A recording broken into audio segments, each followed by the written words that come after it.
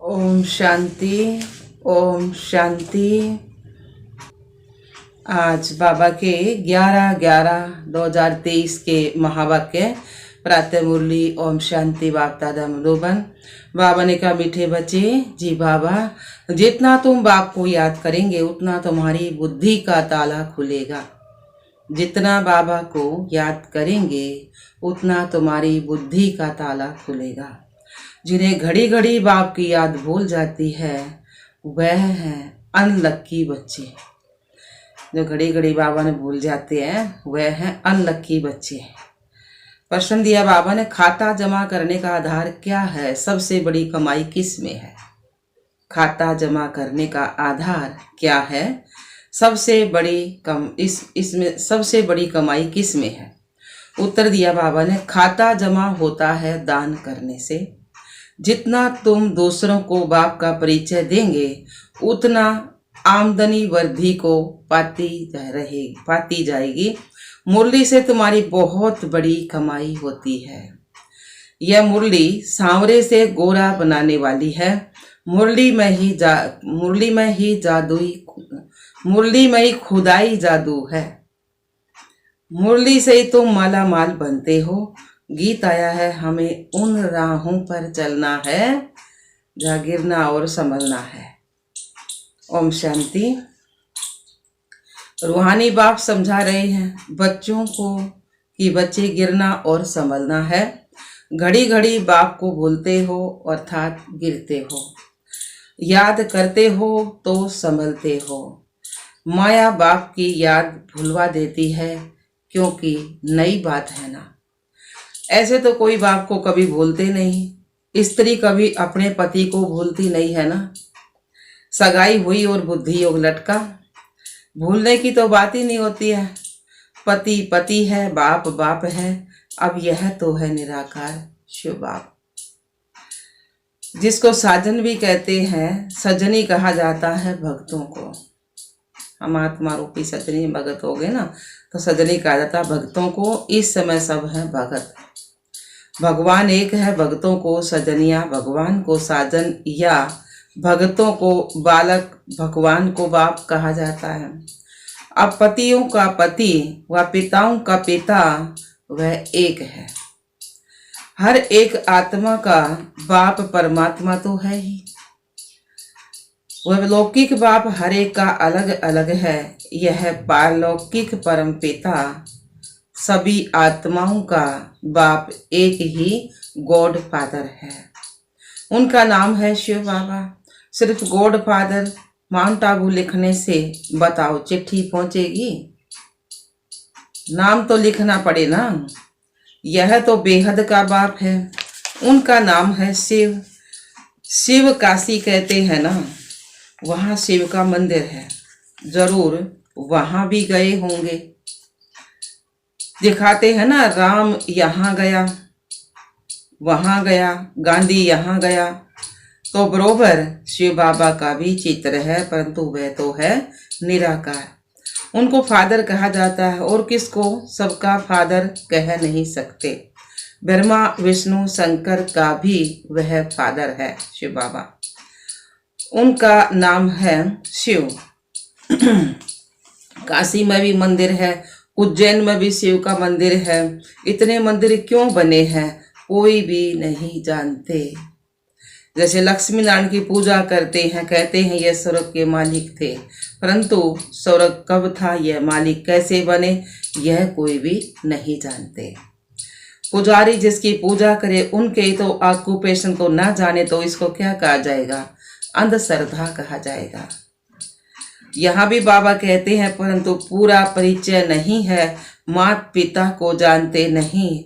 लक्ष्मी नारायण के पुजारी पूजा करते हैं, शिव के मंदिर में जाकर महिमा करते हैं, गाते हैं तुम माता पिता हम बालक तेरे, परंतु वे कैसे माता पिता कब बने थे कुछ भी नहीं जानते।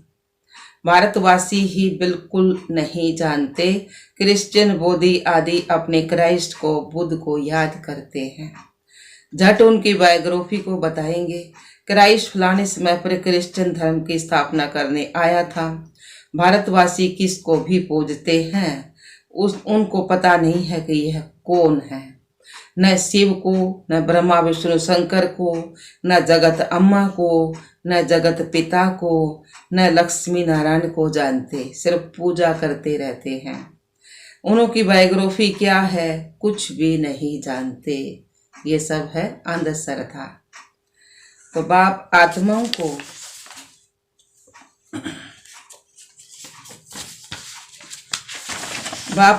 को बैठ समझाते हैं, तुम जो स्वर्ग में थे तो तुम्हारी आत्मा और शरीर दोनों पवित्र थे। सतयुग में थे, आत्मा और शरीर दोनों पवित्र थे। तुम राज्य करते थे, तुम जानते हो बरोबर हम राज्य करते थे। हमने पुनर्जन्म लिए, 84 जन्म भोगते भोगते बादशाही गवा दी। गोरे से काले बन गए हैं, सुंदर थे अब श्याम बन गए हैं। आजकल नारायण को भी सांवरा दिखाते हैं तो सिद्ध होता है वही श्री कृष्ण श्री नारायण था। बचपन का नाम श्री कृष्ण था, शादी होने के बाद फिर श्री नारायण नाम रखा गया। तो परंतु इन बातों को बिल्कुल भी लोग समझते नहीं हैं। यादव है मूसल इन्वेट करने वाले, बम बनाने वाले, और कौरव पांडव भाई भाई थे। ये आसुरी भाई और यह देवी भाई थे। यह भी आसुरी थे, इनको बाप ने ऊंच बनाकर देवी भाई बनाया है। वे पांडव कौन थे? हम जो बाबा के बच्चे बन गए वे तो है ना। तो बाबा कहे हैं ये भी आसुरी थे, लेकिन बाबा ने आकर फिर इनको पांडव भाई देवी भाई बनाया है। तो दोनों भाइयों का क्या हुआ? बरोबर पांडव की जीत हुई और कौरवों की हार हुई। कौरव विनाश हो गए। तो यहाँ बैठे हुए भी भल मम्मा बाबा कहते हैं परंतु जानते कुछ भी नहीं है। बाबा के बच्चे भी सब तरह के नंबरवार हैं। रोज क्लास में आओ, मुरली सुने हर मम्मा बाबा के बारे में नहीं जानते। तो बाबा कह रहे हैं बाप की श्रीमत पर नहीं चलते, जानते नहीं कि बाबा हमको राजयोग सिखला रहे हैं। निश्चय नहीं रहता, दे अभिमान होने के कारण दे के मित्र संबंधी आदि को याद करते हैं। यहाँ तो देही अभिमानी बाप को यहाँ तो देही बाप को याद करना है। देही माने आत्मा। यहाँ तो देही बाप को याद करना है। यह नई बात हो गई ना। मनुष्य कोई समझा ना सके, यहाँ माता पिता के पास बैठे हुए भी उनको जानते नहीं हैं। ये वनर है ना, जन्म ही यहाँ हुआ फिर भी जानते नहीं, क्योंकि निराकार है ना। शिव बाबा का दिव्य जन्म हुआ ना, ब्रह्मा के तन में प्रवेश हुई, तो जन्म भी यहाँ हुआ फिर भी जानते नहीं है ना। तो बाबा ने कहा ये क्योंकि निराकार है, उनको अच्छी रीति समझ नहीं सकते, उनकी श्रीमत पर नहीं चलते, तो फिर आश्चर्यवंत भागंती हो जाते हैं, जिससे सर्व का 21 जन्मों का वर्षा मिलता है। उनको नहीं जानने से भाग जाते हैं। तो जो बाप को जानते हैं उनको बख्तावर कहा जाता है। दुख से लिबरेट करने वाला तो एक ही बाप है ना। दुनिया में दुख तो बहुत है ना, यह है ही भ्रष्टाचारी राज्य। ड्रामानुसार फिर भी 5000 वर्ष बाद ऐसी ही भ्रष्टाचारी सृष्टि होगी। फिर बाप आकर सतयुगी श्रेष्ठाचारी स्वराज्य स्थापन करेंगे। तुम मनुष्य से देवता बनने आए हो, यह मनुष्यों की दुनिया है। देवताओं की दुनिया कब होती है? सतयुग में होती है। यहाँ है पतित मनुष्य, पावन देवताएं सतयुग में होते हैं। यह तुमको ही समझाया जाता है। जो तुम ब्राह्मण बने हो, जो ब्राह्मण बनते जाएंगे उनको ही बाबा समझाते जाएंगे। सब तो ब्राह्मण नहीं बनेंगे, जो ब्राह्मण बनते हैं वही फिर देवता बनेंगे। ब्राह्मण न बना तो देवता भी बन ना सके। मम्मा बाबा कहा तो ब्राह्मण कुल में आया। फिर है सारा पढ़ाई के पुरुषार्थ पर मदार है। यह किंगडम स्थापन हो रही है और इब्राहिम बुद्ध आदि कोई किंगडम स्थापन नहीं करते, कोई राजधानी स्थापन नहीं करते। क्राइस्ट अकेला आया, किसी में प्रवेश कर क्रिश्चियन धर्म स्थापन किया। फिर जो क्रिश्चियन धर्म की आत्माएं ऊपर में है वह आती रहती हैं। अभी सब क्रिश्चियंस की आत्माएं यहाँ हैं। अभी अंत में सबको वापिस जाना है। बाप सभी का गाइड बन सबको दुख से लिबरेट करते हैं। बाप ही सारी ह्यूमैनिटी का लिबरेटर और गाइड है। सारे संसार का दुखा छुटाने वाला और रास्ता बताने वाला है ना बाबा। सब आत्माओं को वापस ले जाएंगे। आत्मा पतित होने के कारण वापस नहीं जा सकती। निराकारी दुनिया तो पावन है ना। अब ये साकारी सृष्टि पतित है। अब इन सबको पावन कौन बनाए जो निराकारी दुनिया में जा सके। इसलिए बुलाते हैं ओ गॉड फादर आओ। गॉड फादर आकर बतलाते हैं कि मैं एक ही बार आता हूँ जब सारी पुरानी दुनिया भ्रष्टाचारी बन जाती है। कितनी गोलियां बारूद आदि बनाते रहते हैं ना एक दो को मारने के लिए। एक तो बॉम्ब्स बना रहे हैं, दूसरे फिर नेचुरल कैलेमिटीज फेल्स अर्थक्वेक आदि होगी। सूखा भी पड़ेगा, हल्ला बाढ़ तूफान सब कुछ आओगा ना। तो बाबा ने कहा बिजली भी चमकेगी, बीमार पड़ जाएंगे क्योंकि खाद तो बनती है ना।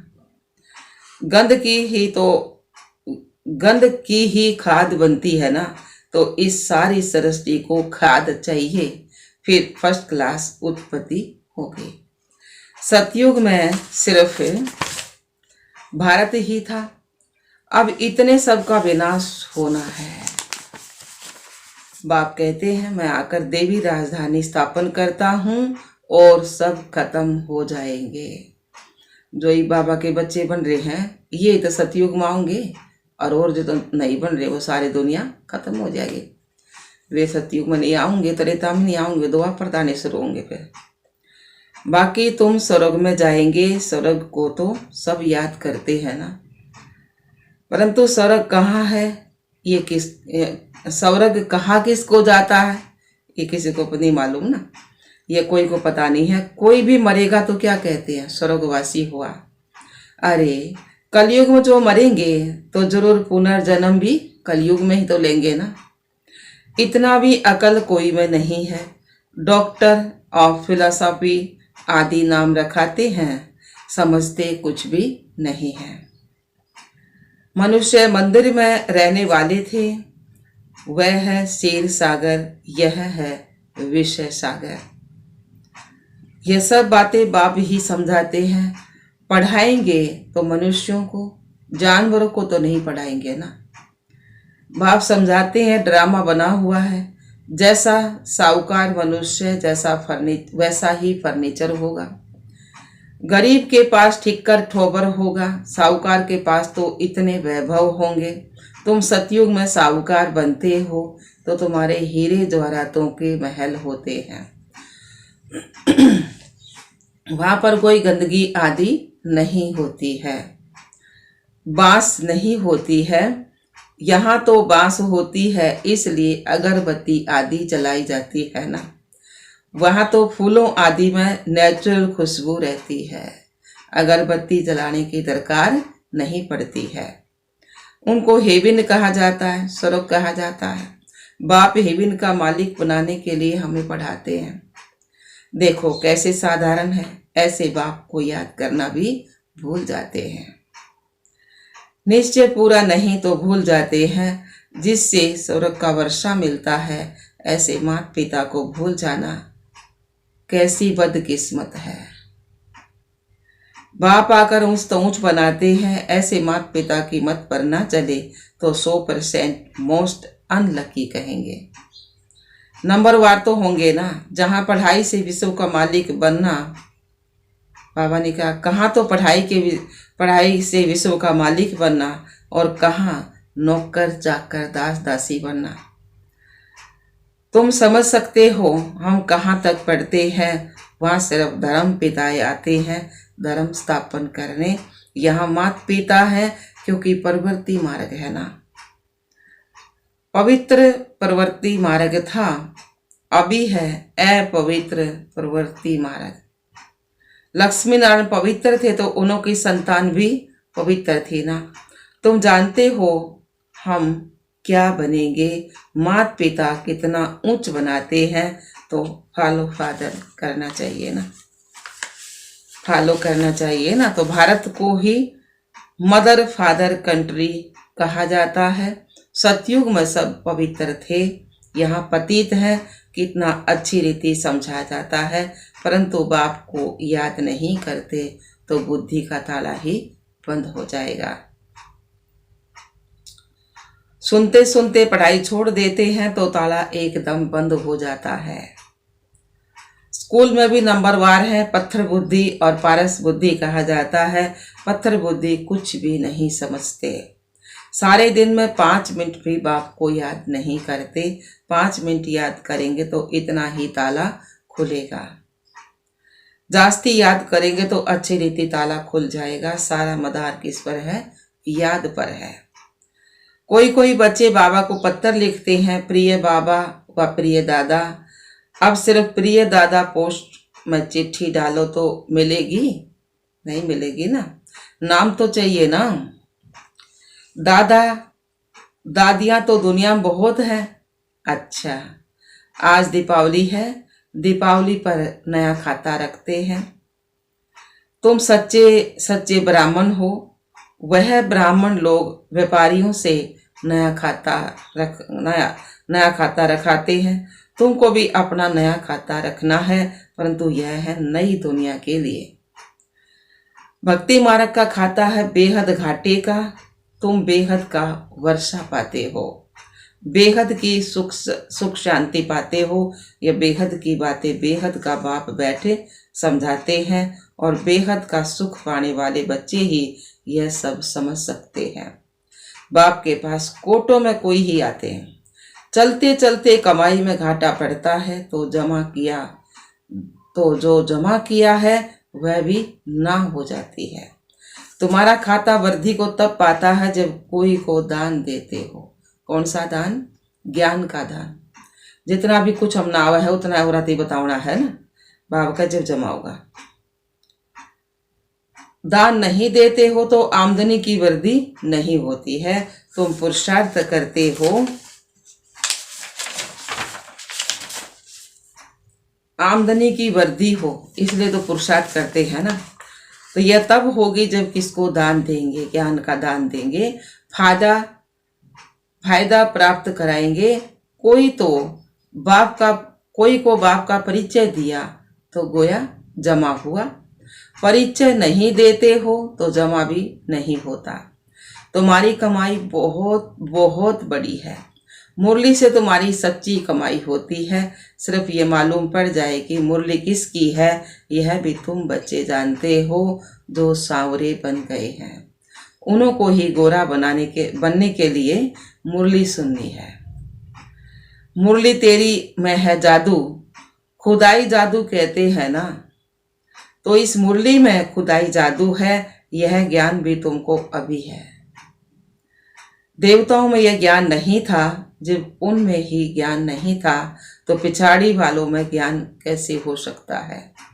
शास्त्र आदि भी जो बाद में बनते हैं तो वह सब खत्म हो जाएंगे।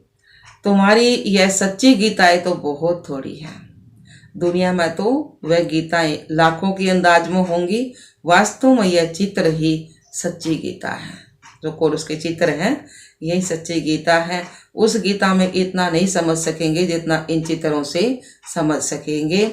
अच्छा जी बाबा, मीठे मीठे सिखलदे बच्चों प्रति माता पिता बाप दादा का याद प्यार और गुड मॉर्निंग। रूहानी बाप के रूहानी बच्चों को नमस्ते। हम रूहानी बच्चों की रूहानी बाप दादा को याद प्यार गुड मॉर्निंग, नमस्ते नमस्ते नमस्ते जी। हम बाबा के बच्चे सदा रहें हंसते और हंसाते। शुक्रिया मीठे बाबा, शुक्रिया बाबा, लाख बार शुक्रिया बाबा का। धारणा बाबा ने सुनाया है। पहला पॉइंट, अच्छी रीति पढ़ाई पढ़कर स्वयं को बख्तावर बनाना है। बख्तावर बना तकदीरवान बनाना है। देवता बनने के लिए पक्का ब्राह्मण बनना है। दूसरा पॉइंट है देही बाप को याद करने के लिए देही अभिमानी बनना है। देह को भी भूलने का अभ्यास करना है। वरदान दिया बाबा ने, सदा अपने को सारथी और साक्षी समझ देह भान से न्यारे रहने वाले योग युक्त भाव। सदा अपने को सारथी और साक्षी समझ देह भान से न्यारे रहने वाले योग युक्त भाव। सार दिया बाबा ने, योग युक्त रहने की सरल विधि है सदा अपने को सारथी और साक्षी समझकर चलना। इस रथ को चलाने वाली हम आत्मा सारथी हैं। यह समर्थी स्वतः इस रथ अथवा देह सेवा किसी भी प्रकार के देह भान से न्यारा बना देती है। देह भान नहीं तो सहज योग युक्त बन जाते और हर कर्म भी युक्ति युक्त होता है। स्वयं को सारथी समझने से सर्व कर्मेंद्रियां अपने कंट्रोल में रहती है। वह किसी भी कर्मेंद्रिय के वश नहीं हो सकते। स्लोगन दिया बाबा ने, विजयी आत्मा बनना है तो अटेंशन और अभ्यास। विजयी आत्मा बनना है तो अटेंशन और अभ्यास, इसे निजी संस्कार बना लो। विजयी आत्मा बनना है तो अटेंशन और अभ्यास, इसे निजी संस्कार बना लो। अच्छा, ओम शांति बाबा, ओम शांति।